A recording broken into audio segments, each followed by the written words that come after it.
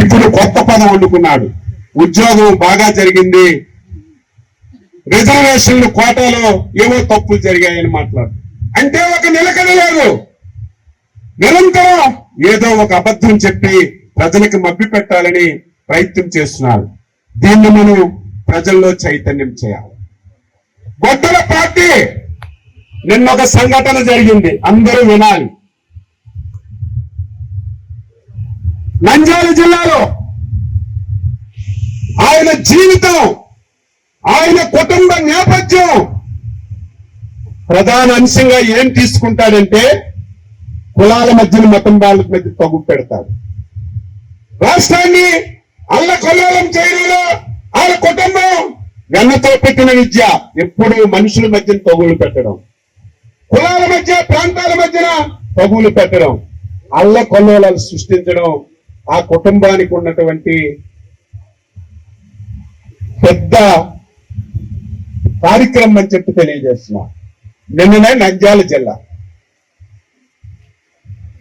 దివంగత నేత రాజశేఖర్ రెడ్డి గారు మాజీ ముఖ్యమంత్రి గారు నంద్యాలలో ఒక విగ్రహం ఉంది. ఆ విగ్రహాన్ని ఒక వ్యక్తి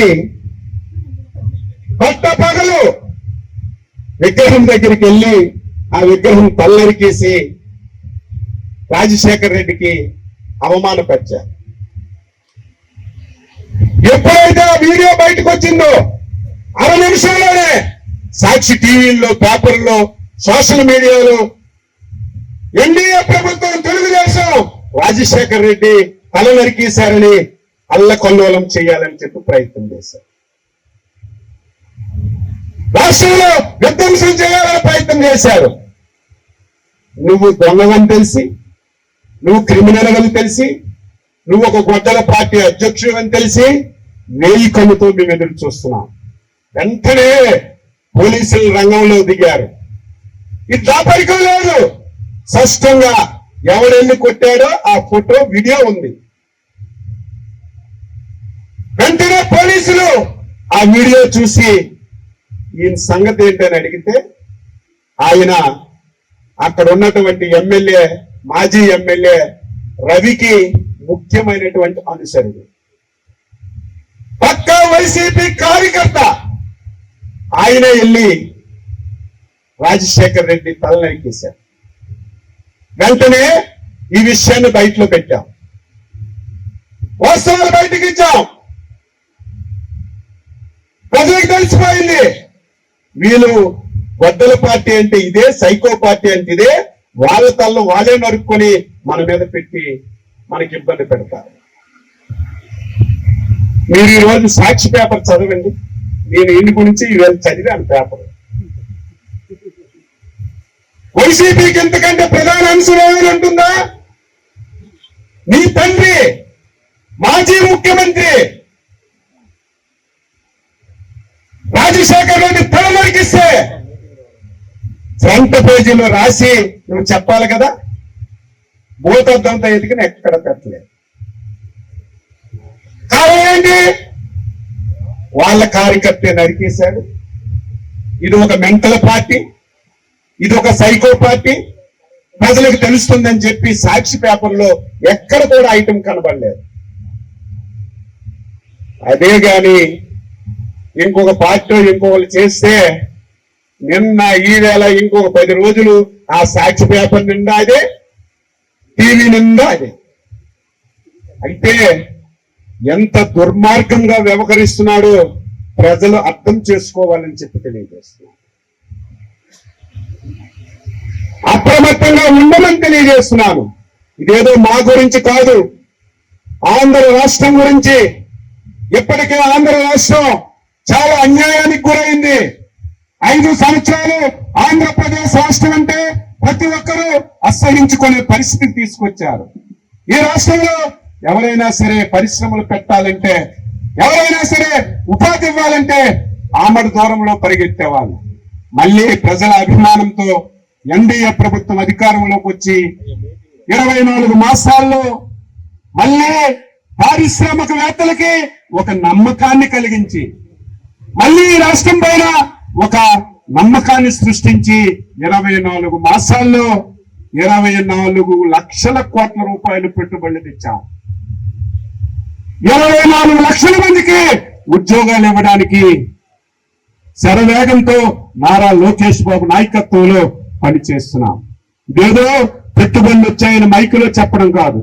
ఏ ఊరిలో ఏ పరిశ్రమ వస్తుంది, వాళ్ళకి ఎంత భూమి ఇచ్చాం, ఎప్పటికి పూర్తి చేస్తారు, ఎప్పుడు ఓపెనింగ్ చేస్తారని డేట్లు పెట్టి ఈరోజు క్లోజ్ గా చూస్తున్నాం. 24 లక్షల ఉద్యోగాలు ఏదో మైక్ పెట్టి చెప్పడం కాదు. మీరు ఎక్కడ కంప్యూటర్లో కొట్టినా ఏ జిల్లాలో ఎన్ని పరిశ్రమలు వచ్చాయి, ఏ పరిశ్రమలో ఎంతమందికి ఉద్యోగాలు వచ్చాయని స్పష్టంగా చెప్పి ప్రయత్నం చేస్తున్నాం. 24 మాసాల్లో మన ఉత్తరాంధ్రకి తీరని ద్రోహం చేశారు. ఉత్తరాంధ్ర విశాఖపట్నానికి మొన్నటి వరకు రాజధాని అని చెప్పాడు ఎలక్షన్ల ముందు. అంటే ఉత్తరాంధ్ర తెలుగుదేశం పార్టీ కంచుకోత, అక్కడేదో రాజధాని అంటే ఉత్తరాంధ్ర ప్రజలు నాకేదో ఓట్లేసి అందలం ఎక్కిస్తారనుకున్నాడు. జగన్మోహన్ రెడ్డి గొడ్డల పార్టీ అధ్యక్ష, ఉత్తరాంధ్ర ప్రజల అమాయకులు కాదు. మొన్న 2024 ఎలక్షన్లలో కర్ర కాల్చి వాట పెట్టారు. 3 జిల్లాల్లో ఒక్క సీటు కూడా గెలిపించకుండా తెలుగుదేశం పార్టీ ఎన్డీఏ ఈ ప్రాంతానికి అభివృద్ధి చేసిందని నమ్మకంతో ఓట్లేసి అయినా సిగ్గులేదు. ఒకసారి ప్రజలు చీకొడితే చేతికలిస్తే కొంతైనా మార్పు రావాలి కదా. మళ్ళీ అదే కుయ్యంతులు, అదే కుతంత్రాలు మళ్ళీ కొనసాగిస్తున్నాడు. అందుకే గ్రామ గ్రామానికి తిరిగి వాస్తవాలు ప్రజలకు చెప్పి గొడ్డల పార్టీని సమాధి జరిగే వరకు, భూస్థాపితమయ్యే వరకు ప్రతి ఒక్కరూ కాలికి గద్ద కట్టుకుని అవాస్తవాలు మాట్లాడవలసిన అవసరం లేదు. వాస్తవాలే మనం చెప్తామని చెప్పి తెలియజేస్తున్నాం. చాలా మంది యువకులు ఎక్కడున్నారు? నాది సోషల్ మీడియాలో చూస్తున్నటువంటి ఈ రాష్ట్రంలో చాలా మంది యువకులు ఉన్నారు. వాళ్ళందరికీ నేను అడుగుతున్నాను, యువతకు కావాల్సినవి ఉద్యోగాలు. ఏ ప్రభుత్వమైనా చేయాలి. అందులో ప్రధానమైనటువంటిది ఉపాధ్యాయ ఉద్యోగాలు. 2014-19 చంద్రబాబు నాయుడు ముఖ్యమంత్రిగా ఉండేటప్పుడు 3 సార్లు డిఎస్సీలు పెట్టి ఉద్యోగాలు తీసి ఉపాధ్యాయ పోస్టులు ఇచ్చాడు. 2018 తర్వాత 2019లో ఎలక్షన్ వచ్చింది. గొడ్డల పార్టీ అధికారంలోకి వచ్చింది. గొడ్డల పార్టీ అధ్యక్షుడు ఎలక్షన్ లో చెప్పాడు, నాకు కూడా ఓట్లేయండి, నాకు అధికారం వస్తే జాబ్ క్యాలెండర్ ఇస్తాను, ప్రతి సంవత్సరం డిఎస్సీ పెడతాను, ఉద్యోగాలు ఇస్తానని ఎలక్షన్ మేనిఫెస్టోలో చెప్పాడు. పాదయాత్రలో చెప్పాడు.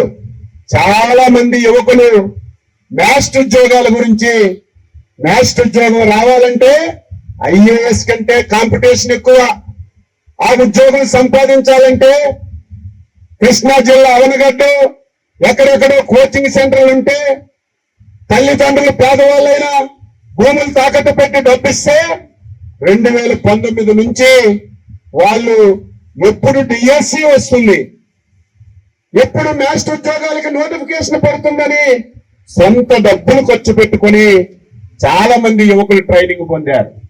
1000 కళ్ళతో ఎదురు చూశారు. 2019 అయిపోయింది, డిఎస్సి లేదు. 2020 అయిపోయింది, డిఎస్సి లేదు. 21 అయిపోయింది, 22 అయిపోయింది, 23 అయిపోయింది. 24 5 సంవత్సరాల్లో దుర్మార్గుడు మోసం చేసి ఒక్క డిఎస్సి పోస్ట్ కూడా ఇవ్వకుండా మన యువకులకి మోసం చేసిన విషయం మీ అందరూ కూడా గుర్తుపెట్టుకోవాలి. నేను ఎందుకు చెప్తున్నానంటే కనీసం 10 మందికి అర్థమైనా ఇంకొక 10 మందికి చెప్తా. మొన్న ఎలక్షన్ ముందు మన యువనేత నారా లోకేష్ బాబు గారు యువగలం పేరుతో పాదయాత్ర చేశాడు. పాదయాత్రలో స్పష్టంగా హామీ ఇచ్చాడు, రేపు ఎన్డీఏ ప్రభుత్వం అధికారంలోకి వస్తే మొదటి సంతకం డిఎస్సీల పైన పెట్టి ఈ రాష్ట్రంలో 17,000 ఉద్యోగాలు ఖాళీగా ఉన్నాయి, నేను పూర్తి చేస్తానని మాటిచ్చాడు. నాయకుడంటే లోకేష్ బాబు లాగా ఉండాలి. అందుకే మొన్న చెప్పాను, లోకేష్ బాబు కాలి గోటి కూడా నువ్వు పనికిరావు గొడ్డల పార్టీ అధ్యక్షుడిగా అని చెప్పి తెలియజేశాను. ఇచ్చిన మాట ప్రకారం డిఎస్సి పెట్టాం. సిస్టమేటిక్ గా దుర్మార్గుడు అమ్మ పెట్టదో అడుక్కు తిందు. 5 సంవత్సరాలకు పోస్ట్ ఇవ్వలేదు. ఎన్డీఏ ప్రభుత్వం ఉద్యోగాలు ఇస్తామంటే 120 కేసులు కోర్టులో వేశారు. డిఎస్సి జరిగితే చంద్రబాబు నాయుడికి ఎన్డీఏకి పేరు వస్తుంది కదా, దాన్ని ఏ విధంగా ఆపాలని 120 కేసులు కోర్టులో వేస్తే లోకేష్ బాబు గారు ప్రత్యేకంగా దాని మీద దృష్టి పెట్టి కేసులన్నీ కూడా రిజాల్వ్ చేసి నోటిఫికేషన్ ఇచ్చి సిస్టమేటిక్ గా కంప్యూటరైజ్డ్ పరీక్ష పెట్టి ఉద్యోగాలు ఇచ్చారు. ఎప్పుడు ఇచ్చారు? గత సంవత్సరం జూన్ లో ఇచ్చారు. వాళ్ళు హ్యాపీగా ఇన్ని సంవత్సరాలు ట్రైనింగ్ పొందాం, ట్రైనింగ్ ఇంత డబ్బుపోయింది, కష్టపడి చదివా, ఉద్యోగాలు వచ్చాయని సంతోషంగా పాఠశాలలో జాయిన్ అయ్యారు. దొంగల పడినటువంటి 6 మాసాలకి కుక్కలు భౌమని మురుగుతాయి. డిఎస్సి పెట్టి ఎక్కడ సమస్యలు లేకుండా ఉద్యోగాలు ఇచ్చి జాయిన్ అయిన సంవత్సరం తర్వాత లోకేష్ బాబు గారికి చెడ్డ పేరు తేవాలని డిఎస్సిలో ఏదో జరిగిపోయిందని ఈ రోజు మాట్లాడు. నీకు సిగ్గు అసలుందా? అసలు నువ్వు రాజకీయ పార్టీయే? ఎందుకు ఈ మాట అంటున్నానంటే గొడ్డల పార్టీ ఆలోచనలన్నీ అలాగే ఉంటాయి. ఆయనకి ఇంకొక ధ్యాస లేదు, ఏ విషయాలు దొరకడం లేదు. 24 మాసాల్లో ఆయన ఊహించలేదు, రాష్ట్రాన్ని తగలబెట్టేశాను, రాష్ట్రాన్ని అప్పులమయం చేశాను, రేపు చంద్రబాబు నాయుడు ముఖ్యమంత్రి అయినా ఏ పథకాలు ఇవ్వలేడు, ఏ అభివృద్ధి చేయలేడు అని చెప్పి అనుకున్నాడు. కానీ చంద్రబాబు నాయుడు గారు అనుభవం కలిగిన వ్యక్తి, మోడీ గారు సహాయం తీసుకొని 24 మాసాల్లో ఎతకడానికి ఏదీ లేక ఎన్డీఏ ప్రభుత్వంకు పేరు వస్తుందని ఉద్యోగాలు కష్టపడి పనిచేసినటువంటి యువతకి ఈ రోజు ఇన్సల్ట్ చేసి అవమానపరిచి ఉద్యోగాల్లో అవకతవకలు జరిగాయని మాట్లాడుతున్నాడు.